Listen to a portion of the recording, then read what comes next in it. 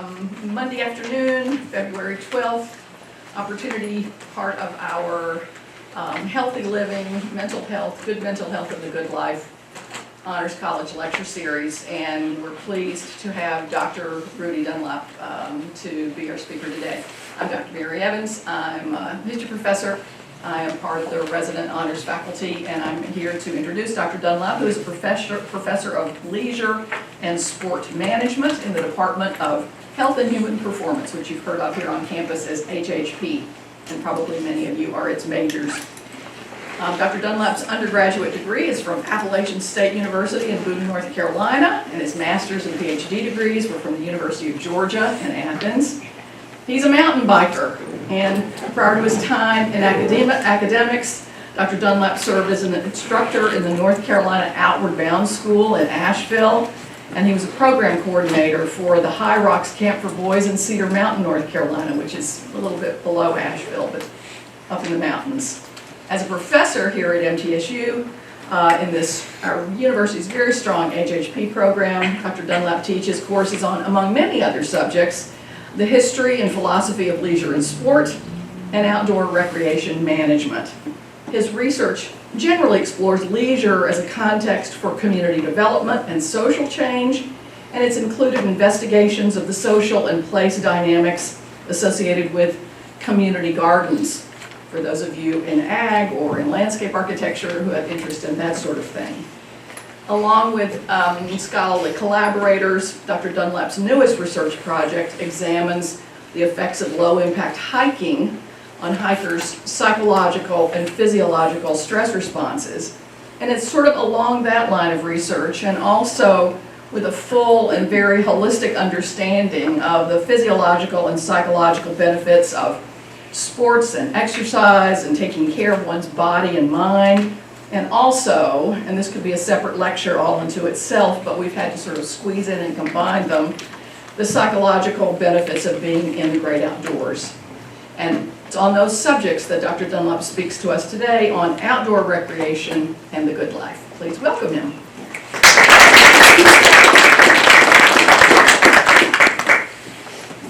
Good afternoon. Thank you, Dr. Evans, Dean Phillips, Dr. Brenthout for being here. Thank you all for being here. I imagine that this is compulsory. You have to be here, but I appreciate it anyway. I was thinking about this some 26 years ago. I was exactly in your seat at Appalachian in a senior honors seminar, so I know how you're feeling right now. And so I just asked that you give me a chance to hear me out, and let's see where this goes, and maybe we can have an interesting discussion after I'm finished talking. I am curious, based on the introduction, how many of you knew that we had a leisure and sport management program on campus? Okay, this is kind of what I thought. So I'm doubly glad to be here and represent the program, which I feel like we euphemistically refer to it as a discovery major. Most people don't even know that it exists on campus. So as introduced, I would like to generally discuss the role that outdoor recreation and time spent in the outdoors might play in fostering mental health and well-being. I think it's safe to say, I have professional insight into this topic. I certainly have some personal insight. I think it's safe to say if you asked me about this 20 years ago, I would have responded fairly dogmatically that time spent in the outdoors is good for everybody and really good, and here are the reasons why. I do have to say I've become a little more circumspect about that argument as time has gone by, and I don't feel that necessarily all experiences in the outdoors are good for all people at all times, and we can talk more about that as this unfolds. I titled the talk Outdoor Recreation and the Good Life. As we'll move forward, I want to put a pin in what I feel like are the ethical implications of this topic. So I think we can talk about the implications of outdoor recreation for personal health and well-being, especially mental health and well-being, but I don't think we can responsibly do that without talking about some of the ethical implications. That's really a separate talk. So I'm going to signpost that. We can talk about that in discussion. I think there's probably another interesting lecture to be had, but I do want to point out that I think the two things are implicated.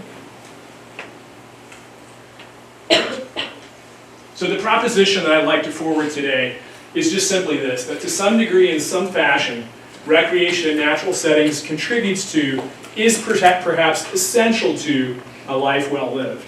And I think there's a lot left to interpretation there, a lot that we could potentially debate and discuss, but I'm offering it up as a general framework. And we can pick it apart if we want, but just let's take the next 30 minutes or so and see how this unfolds. So our agenda. I want to talk about a few key terms that might be new to many of us. I want to offer a framework for thinking about how time spent in the outdoors might be beneficial, and I want to discuss an accompanying mechanism for how a lot of research has documented the benefits of time spent in the outdoors. We'll look at a sampling, just a small sampling of the accumulated evidence on this topic. We'll discuss the nature pyramid, or what we might think about as dosing, if we want to use some sort of medicalized terminology for outdoor recreation. And then I'm going to offer us some questions to consider. And I'm certainly going to entertain your questions, but I do have ones that I think are pretty relevant to this topic that we might address if you don't have some others that are pressing. But first, I'd like to point out what I think is an important preamble to all of this, which is that outdoor recreation is a peculiar idea in many ways. Why would I suggest that outdoor recreation is a peculiar idea? And I'm just going to front load that we should think about that from a historical and a cultural standpoint. Yes? Because throughout most of our history, we had to be outside and doing things, and now we're in this situation where we spend so much time sitting and indoors that getting outside is something we have to make an effort to do. That's right. So outdoor recreation only exists by contrast in many ways, right? So for most of our 200,000 years as Homo sapiens, the whole concept wouldn't have landed. It wouldn't have made any sense, right? So the outdoors were simply the background condition against which life unfolded. So we would have dealt with particular elements of the outdoor environment, but we wouldn't have had a conceptualization as such that the outdoors is a place that one goes to experience certain benefits, right? So this concept only really emerges in the 19th century as we see different societies pass a tipping point of industrialization and urbanization, whereby now we look over here and we see something that's dramatically different from the context that we're living in every day, right? So we're in a 19th century city, let's say New York, and we've come most recently a generation or two from a natural setting, and we now understand the contrast between those things. And not only that, it takes on a normative dimension, right? So once, I don't know what you know about 19th century cities, these were not particularly nice places to live, and so it was very easy to look at rural landscapes, rural settings, and to give them some sort of normative dimension around life and well-being, right? And this is, for those of you who are history majors, this is particularly inspired by the Romantic movement of the 19th century. So you think about people like Wordsworth or Emerson or Thoreau that really provided some philosophical fuel to this whole idea. The terms. So recreation, this is something I think that is probably taken for granted by most of us, but in my field, not so taken for granted. An activity pursued during leisure, either individually or collectively, that is free and pleasureful, having its own immediate appeal, not impelled by a delayed reward beyond itself or any immediate necessity. It's fun, it's free, it's not labor, right? I'm going to just ask that we embrace that definition, that idea for the next 30 minutes or so. Academicians in my field have not done that. They've seen fit to debate this endlessly. What does it mean that this is pursued freely, right?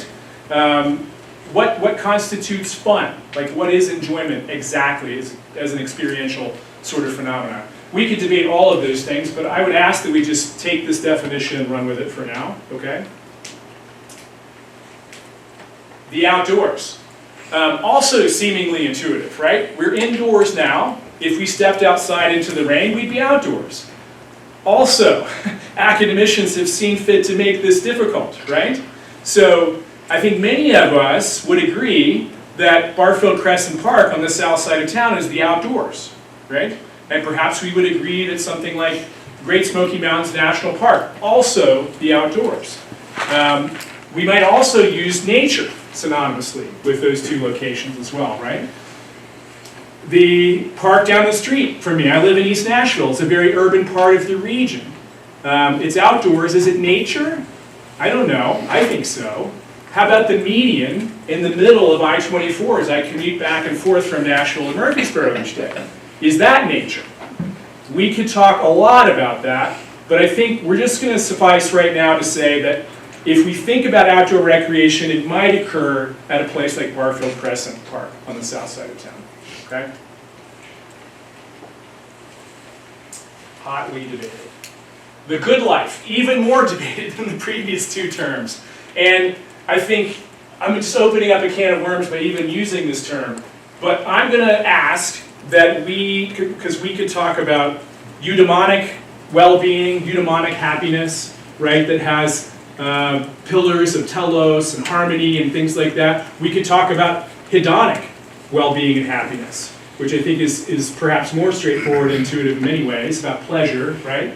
I'm going to suggest that whatever the good life is, it depends in some way on a hierarchy of needs, like loosely adapted from Abraham Maslow, right? So that we have basic physiological needs that have to be satisfied. We have needs for safety, we have needs for belonging, esteem, and he actually didn't use a pyramid to describe these things, but it has subsequently been represented as a pyramid because if you don't have things at the base, if you don't have the basic physiological needs taken care of, so if we can't feed ourselves or we can't reside in a safe place where we can sleep each night, it probably doesn't make a lot of sense to debate the merits of outdoor recreation, right?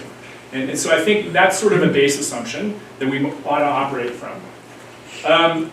Then we could ask a question like, does outdoor recreation play a role in flourishing? So if we have some of our basic needs met, if we're ascending this metaphorical pyramid, is there a role that outdoor recreation plays in helping us self-actualize? I'm not sure. We could talk about that. I actually think that outdoor recreation has a role to play at lower levels. I think for certain people in certain times, under certain circumstances, there are actually some feelings of belonging that can be fostered by outdoor recreation. Even love and certainly transcendence and awe have been documented in the literature. As mentioned at the outset, though, I want to be very clear that I don't think this is strictly an individual phenomenon, and we shouldn't think about it that way. I think that anything having to do with the good life, and outdoor recreation in particular, needs to be thought of as a socio-cultural phenomenon, among other ways that we might parse it. And that, if not, we kind of slip into this, what I would call a neoliberal fantasy, that it's all strictly about our own individual choices, right? And that would really ignore all of the history that led us to this point of having any access to outdoor recreation whatsoever. So all of the protected resources that are available for us to use, including Barfield Crescent Park, are really resting on a communitarian ethic that was put into place through political means, right? So we really would do ourselves a disservice if we just pretended that this was some sort of individualistic phenomenon. Questions at this point? Great. So outside of personal preference, why would we have any inclination to participate in outdoor recreation? A number of answers have been forwarded for that, but I'm going to suggest that we consider E.O. Wilson's concept of biophilia. Some of you are probably familiar with this already from biology classes. And this is simply that humans have an innate affinity for the natural world and its components, right? Now, why might that be? Why might humans have an innate affinity for the natural world? I mean, in fact, I think that's a really important question to ask nowadays when 90% of our time, 90% plus of our time is spent indoors, right? If it's something that we desire so much, how come we spend so little time outdoors? I think there are other good reasons for that, but E.O. Wilson's argument is simply that evolution has resulted in an organism-environment fit, right? And the outcome of that fit is our affinity or our desire to be around the natural world and its components, right? So 200,000 plus years of evolutionary time, not to mention our predecessors that came millions of years before us, have predisposed us to fit well into the natural world. Where we're at in this context, that might seem a little silly, right? But if you think about our evolutionary history, it would have been significantly more difficult for us to survive and propagate our genes had we found the natural world to be wholly averse, right? If everything about nature had been unwelcoming to us, it would have made our tasks as organisms, as animals surviving on the planet, that much more difficult, right? And so the argument put forth by evolutionary biology, amongst others, is similar to the same reason why we find sweet things pleasurable or we find sex pleasurable, is that these things are essential in some way, shape, or form to our survival, or they have been in the past, right? And so we enjoy the legacy of that organism-environment fit.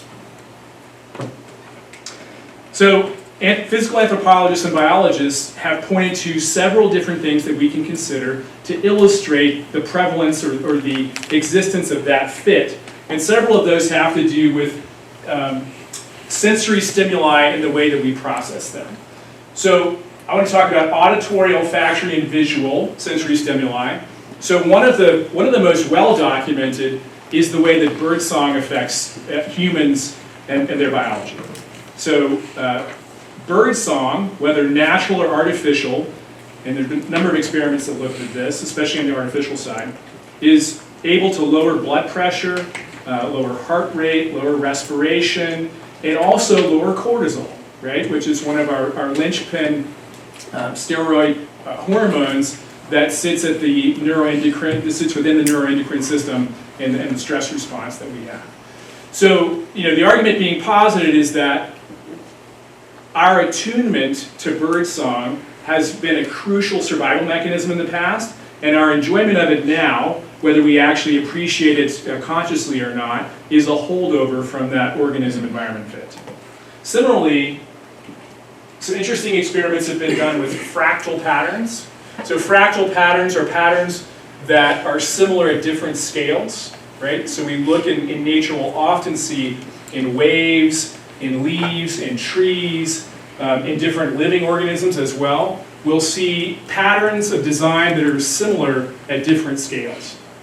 And that's very pleasing to the eye. Some interesting experiments have been done around what that does to us neurologically, right? And it seems to have beneficial effects on us neurologically.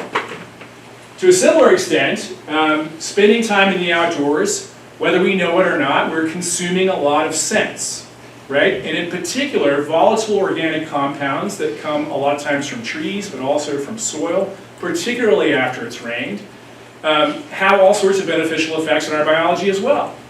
So both outdoors and in the laboratory, different volatile organic compounds, cedar oil is one that comes to mind, has been used to induce a beneficial immune effect. And it's an immune effect that's durable over the course of a couple of weeks. So as little as 8 hours spent in the outdoors hiking in a cedar forest has been shown to beneficially increase immune response for up to 2 weeks afterwards. So all of these are different points of evidence pointing towards this biophilia effect that E.O. Wilson was positing. Questions? Yes, Mary. So obvious it's staring at me, but That's okay. and we do have such a strong biological attraction to, affinity to birdsong, Yeah. how is that survival for us in our Great prehistoric past? Great question. So birdsong acts as a kind of radar for the environment. So if you're outdoors, and let's say for us, I'm outdoors and I'm busy setting up my tent for the night, right? I'm getting ready to camp out for the evening, and after that I'm going to be making some food. And so birdsong is a background condition, and when it's present, especially, and I'm not an expert on birds, but I have read, the different sorts of birdsong that we might listen to. When it's a sort of default birdsong, for lack of a better term, what that's saying is that there's no immediate threat in the environment.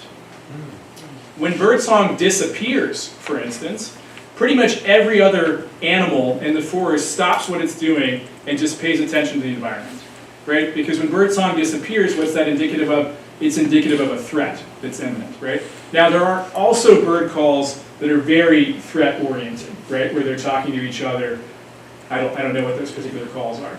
But I think one analogy that's been used is to think of birdsong as a kind of radar that is being broadcast throughout a natural environment. That's a great question.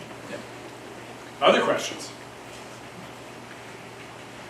Good.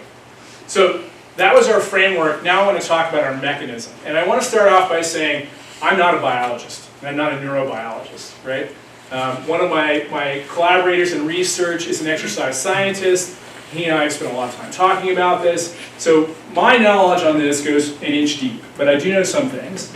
And I think we can talk about stuff that is mostly covered in intro-level biology classes, and we should all be on a similar footing here.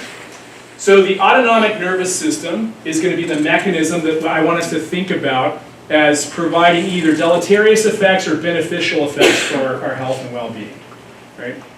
So the autonomic nervous system is exactly as it sounds. It's a system that's functioning below the level of our conscious awareness, right? And it is largely responsible for the processes that keep us alive. So our metabolism, our breathing, our circulation, and a lot of cognitive processes that are essential, but not something that we're really aware of on a moment-by-moment basis phenomenologically, right? It's very sophisticated and consists of two subsystems, that being the parasympathetic nervous system here on the left and the sympathetic nervous system on the right. And these operate alternately depending on what's happening to us in the environment. So this is interesting because it's dynamic. So this whole system can, actually, let me put it this way. Our engagement with this system can work in a top-down manner or it can work in a bottom-up manner. And so when I say it can work in a top-down manner, what I'm saying is that your subjective experience of the world as processed through your frontal cortex can have effects on your autonomic nervous system, right? Bottom up, your experience of the world through your peripheral nervous system can have experiences on your central nervous system that can then affect your subjective experience of the world, right? And it's fascinating to the extent that those two can trade off, and we can, as humans, use our subjective experience of the world to affect our autonomic nervous system in some ways, right? We'll talk about that in just a second. But depending on which of these is dominant at the moment is to some extent going to color your experience of the world, okay? I think we should talk first about the sympathetic nervous system. I don't know the origin of that name. I don't know the etymology of the sympathetic nervous system. To me, it's always felt like a bit of a misnomer because I don't feel sympathy, particularly when the sympathetic nervous system is engaged. When the sympathetic nervous system is engaged, we have not always, but oftentimes experienced some sort of psychological stress subjectively, and it has this cascading series of effects on the body. These include increased heart rate and blood flow, a dilation of our lungs, or increased oxygen intake, increase in blood glucose, right? What are some circumstances in which all of those changes might be beneficial for us? To survive or to get away from danger. Right. So if we're experiencing some sort of threat in our environment, especially Homo sapiens over the last couple hundred years living in environments where they might have often been the objects of a predator, or conversely, they might have been hunting, stalking prey. This activation of the cardiovascular system, of the musculoskeletal system, was allowing us to optimize for physical performance at that moment, right? So all of these changes that can happen in just a fraction of a second would allow us to be our best physically for short periods of time, right? And that would have been essential to our survival. I think we talk a lot about the sympathetic nervous system, the sympathetic nervous activation today as associated with psychological stress, right? Most of us are not running from predators nowadays. Most of us are not stalking prey anymore. Most of our stress is social in nature, right? Occasionally physical in nature, but that's fairly rare. Most of it is social in nature, and it's also kind of ever-present, right? If we can talk in just a second about the sources of stress, but it's something that we experience chronically. So I guess what I would point out here is that sympathetic nervous activation, nervous system activation, when experienced in short bouts, is actually really important for homeostasis and health. Experienced chronically, so for long periods of time or in rapid succession, is actually harmful to health, right? So you think about increases in heart rate, increases in respiration, increases in blood pressure, increases in blood glucose. All of those things are relatively insignificant if they happen over the course of seconds or minutes. If they're happening over the course of hours and days, this leads to all sorts of chronic health issues, diabetes, hypertension, obesity, all of which we've spent a lot of time listening to and learning about over the course of our lives.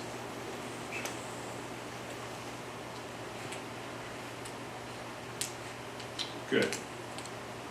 All right, so the other portion of the autonomic nervous system that we want to be talking about here is the parasympathetic nervous system. And it has a sort of yin and yang character to it, right? So if the sympathetic nervous system is that which increases heart rate, it's that which increases blood pressure, it increases blood glucose, the parasympathetic nervous system damps down all of these things, right?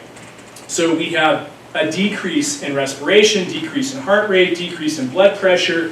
We have a secretion of saliva. We have a secretion of digestive juices. So whereas the sympathetic nervous system is often referred to as the fight, flight, or freeze system, the parasympathetic nervous system is referred to as the rest and digest system, right? And so it's crucial for all the repair and rejuvenation that takes place after the exertion that we would have engaged in from the activation of our sympathetic nervous system, right? And again, its use is crucial for the maintenance of our health, right? We need to experience both of these in appropriate doses to be healthy people. And indeed, there are plenty of health disorders that result from not experiencing these or not being able to experience these in proper doses. Right, so what do we need to experience good parasympathetic nervous system response? It has to be facilitated by perceptions, psychological perceptions of safety, comfort, and belonging. Right? So I think taking a nap is a great example. It's hard to sit down and have a restful nap if you're not feeling that you're in an environment that is safe and comfortable and relaxing. Right? If you feel physical threat or even social threat that's experienced psychologically, it's going to be very difficult for you to get to the point of relaxation that you can actually take a nap. Right? On that note, I would suggest that most of us we're experiencing an abundance of the sympathetic nervous system and a dearth of the parasympathetic nervous system, right? So most of our experience on a daily basis is somehow taking in some triggers that are going to get us into the sympathetic state, right? So we think about the abundance of stimulants that we take each day. All of our social interaction, our media, our social media, especially the design of social media that often is designed to capture our attention through outrage or tragedy, right? Commuting to work, dealing with coworkers, dealing with our boss, dealing with our significant others. All of these things potentially are creating social triggers for our sympathetic nervous system. By contrast, I think our contemporary social environments make it difficult to experience a parasympathetic state, right? And we're not doing ourselves any favors. So sleep is one of the prime contexts in which we're going to have a parasympathetic response. And we do all sorts of things that militate against good sleep. So in addition to stimulant consumption, media consumption, staying up late, prioritizing work and play over rest and rejuvenation, we tend to end up imbalanced if we're thinking about the difference between these two systems. Good. Questions about the mechanism?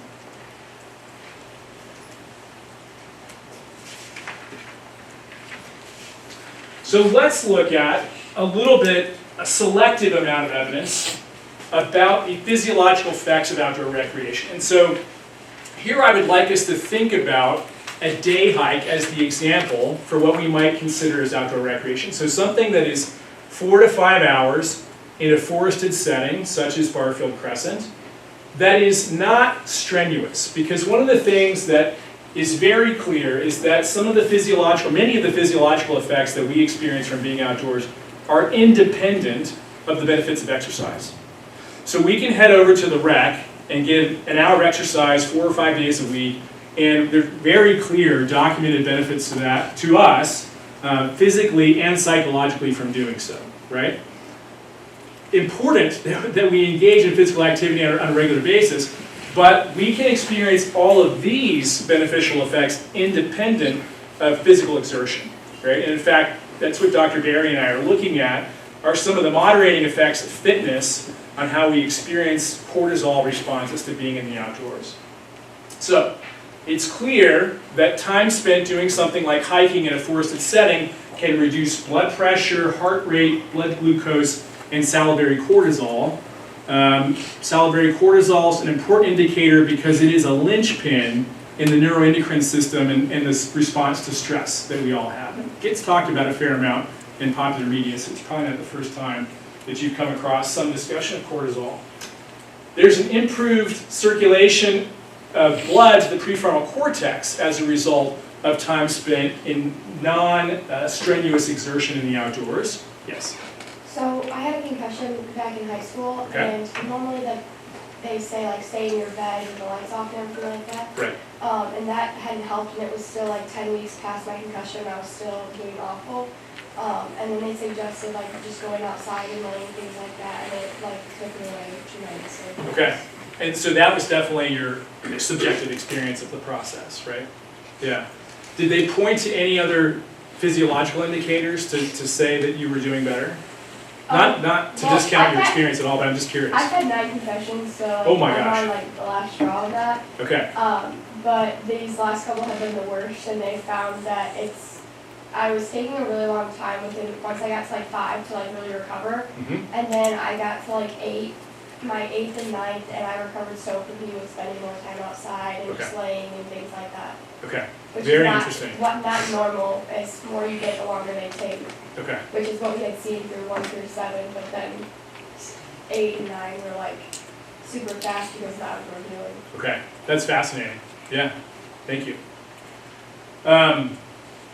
So, improved circulation. Why might that be beneficial for us as individuals? We could talk about it for us as a species as well, but I mean, just thinking about yourself, why is it helpful to have more blood flow to the frontal cortex?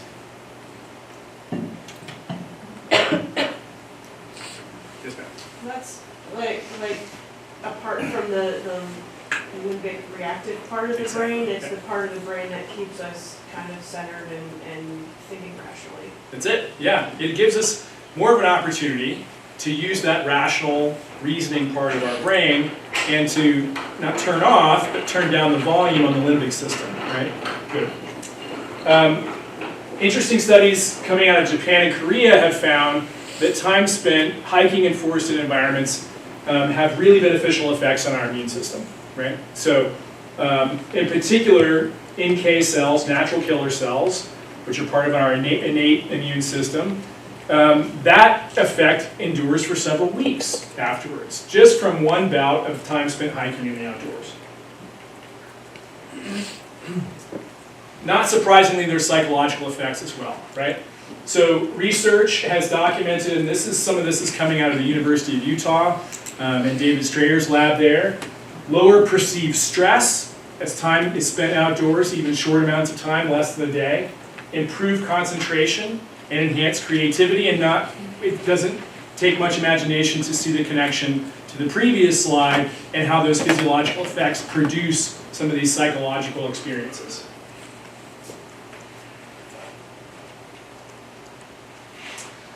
So, as the evidence accumulates that all of this time spent in nature is beneficial for us, the question then becomes, what do we do with this knowledge? How do we formulate recommendations and policy that can actually affect people's lives. Not surprisingly, many of the people doing this work are associated with medical research or biomedical research, and so they're naturally gravitating towards using that sort of verbiage and those sorts of frameworks for recommending people get time outdoors through something like a nature prescription. And so Campus Nature RX is a network of more than 60 universities around the country in which the health services on campus will actually prescribe time to spend outdoors for students as a remedy for whatever problems they might be experiencing, psychological and or physical, right? And that makes sense. I think if we put kind of the leverage, the weight of the medical establishment behind some of this research and recommendations, then it tends to land a little more substantively with individuals and with institutions that have the opportunity to make policy, right? I don't think we should medicalize this completely for reasons that I'll talk about in just a second. But when it comes to resources and the marshaling of resources that we might use to make changes in people's lives, I understand strategically why that would be helpful. Related, the Nature RX campaign has come up with what it would like to call its nature pyramid, right? So very similar to the USDA's food pyramid, this is asking you to consider different dosages of outdoor exposure. So it's probably hard to read it. I know it's hard to read for you.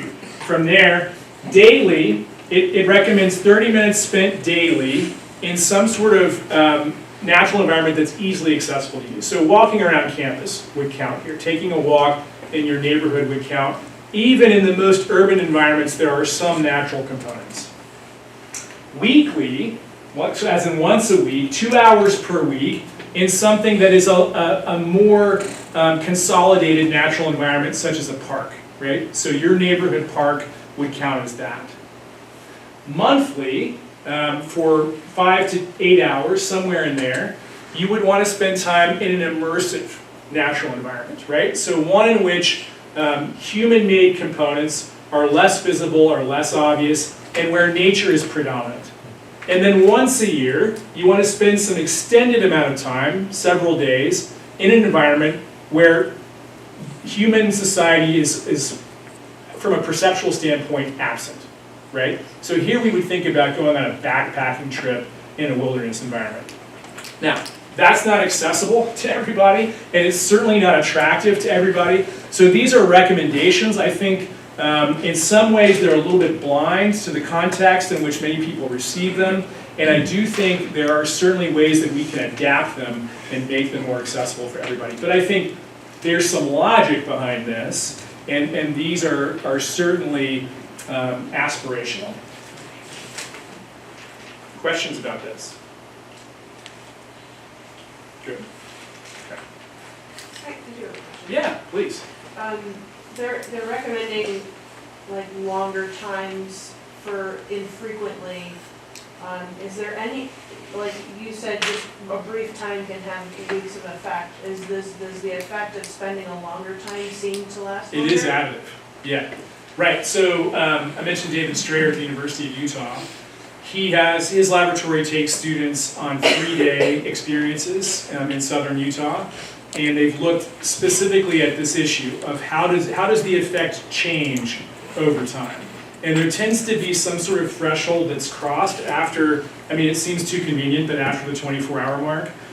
It seems that, especially from a stress standpoint, something really beneficial happens after 24 hours. That's a pretty broad brush to paint with, though, and I think I can point to exceptions to that sort of thing. Great, that's a good question. Other questions?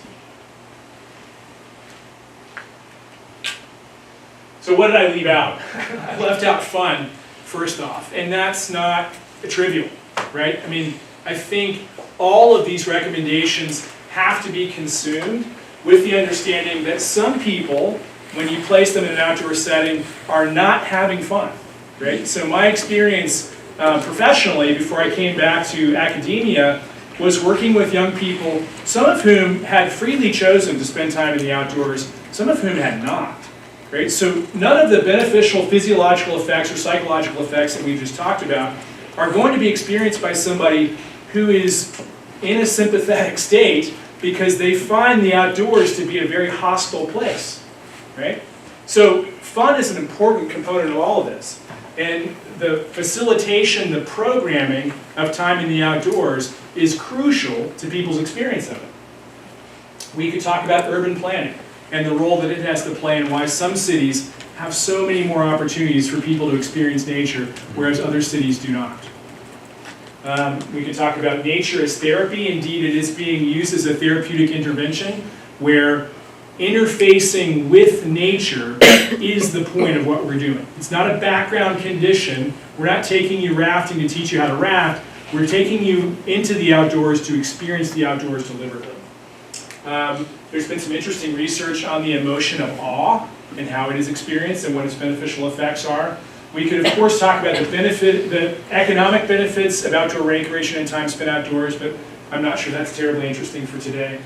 And time as a major constraint that people experience to that nature pyramid that we just discussed, and how it's just unrealistic for a lot of people to pursue some of those recommendations as beneficial as they are. Some questions that I thought we might talk about. I'm happy to answer questions for clarification, and if you have other urgent things that you would like to ask, I'm happy to entertain those, but some others that I thought might come to mind. So who or what is responsible for facilitating our engagement with the natural world? I think much of the policy formulation that's occurring right now around this would suggest that you are responsible for facilitating your engagement with the outdoor world. And certainly that's true to some extent, but it's not the full story when it comes to how we interact with the natural world. Who is excluded from having access to the natural world and experiencing outdoor recreation? And that thankfully is a hot topic of research in my field right now. Where specifically might we encounter nature? I think there's some interesting theorization happening about, is it really necessary and hugely beneficial to spend time in the Smokies? Can the same benefits be had from Barfield Crescent or from a pocket park at the end of your street? Can outdoor recreation be harmful for our health and well-being? It certainly can in some specific acute instances. We can chalk that up to poor risk management or misadventure, but I think it's a question that's worth asking and exploring. Does the type of activity matter? My student and colleague, Blake Osborne, who runs the outdoor rec program at Campus Rec, is very interested in this question. Does hiking have different effects than rafting, than climbing, than caving? I think it's pretty interesting from a practical standpoint. And does our social context matter? It absolutely does. It's really a question of how does the social context in which we're experiencing outdoor recreation affect that experience. I'm happy to talk about any of those. I'm happy to talk about other questions that you might have. Yes? So going on the physiological and psychological effects, a lot of the psychological effects that you talked about were lower stress, improved concentration, Right. just from existing in nature. So my question to that point is, why do we not encourage classes to be outside? I certainly do encourage my classes to be outside. But, so, we talked about the top-down, bottom-up dynamic, right? And so I think some of the really interesting research is documenting how the bottom-up pathway affects us psychologically in ways that we're not perceiving as they're happening, right?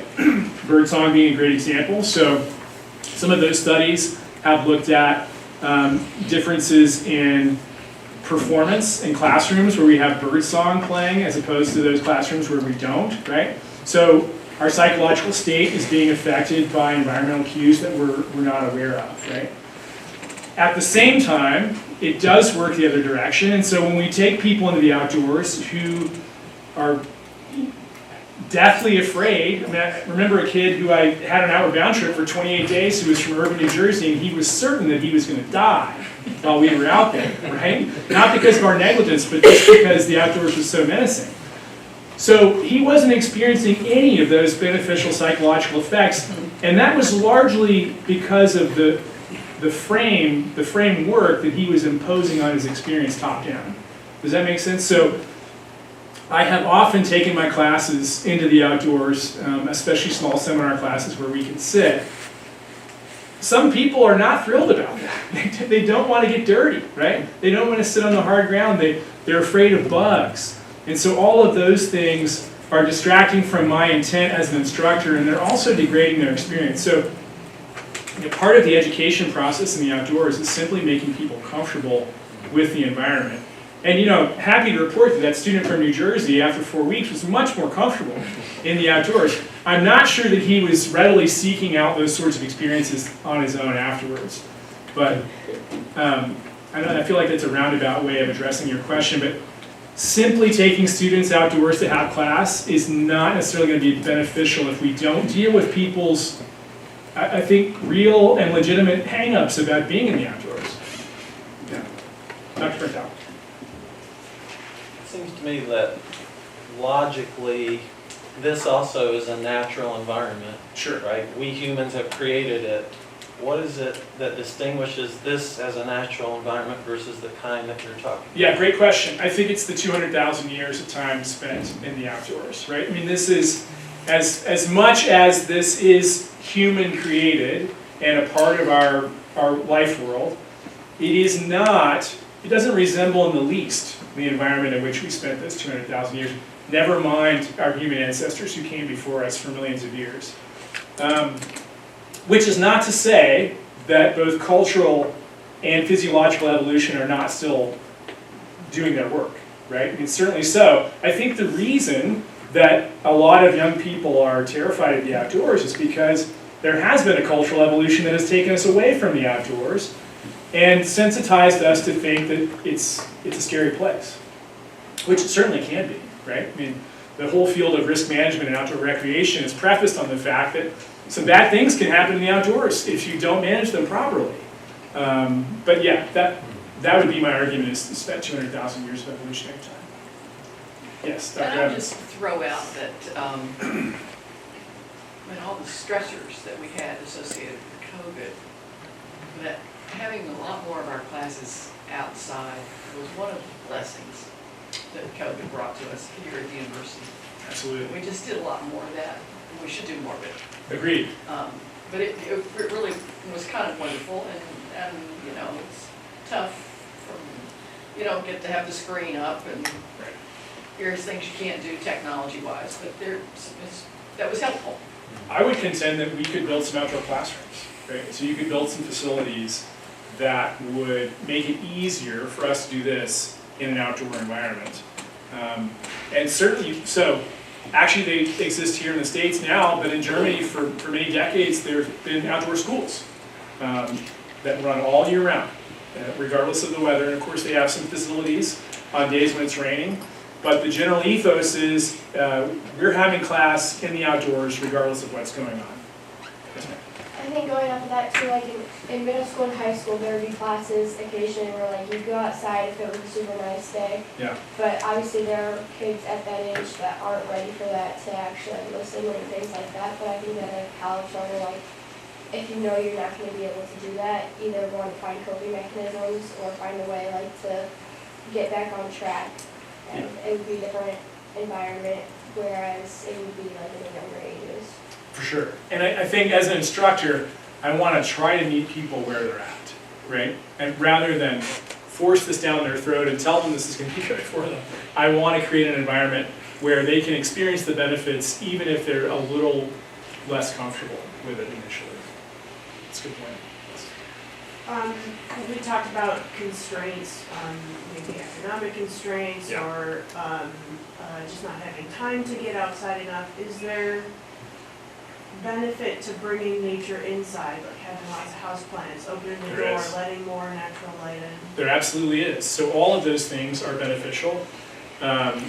So there's a whole subfield of research on this.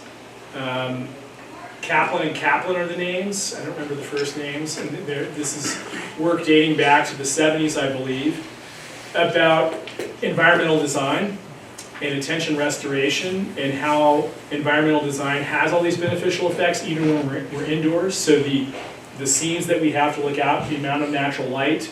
But then, of course, that's been furthered, so bringing natural elements inside, changing the auditory environment, changing the olfactory environment, right? So we could use essential oils from things like hinoki cypress and have beneficial effects on people that they're aware of and not aware of, right? So yeah, it's absolutely a thing. So would it be better for, if you have to use artificial light, is it better to get something like a daylight spectrum bulb to try and mimic that? I don't know, that's a great question, but you could see the argument for that, Yeah. for sure. That's an interesting idea. Here and then here, please. Going off of the idea of bringing the outside in, Yeah.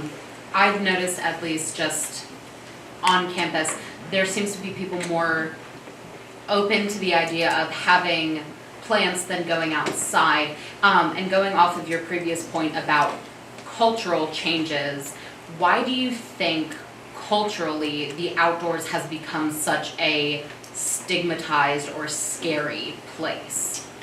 Ooh, that's a big question. So I think it depends on what cultures we're talking about, right?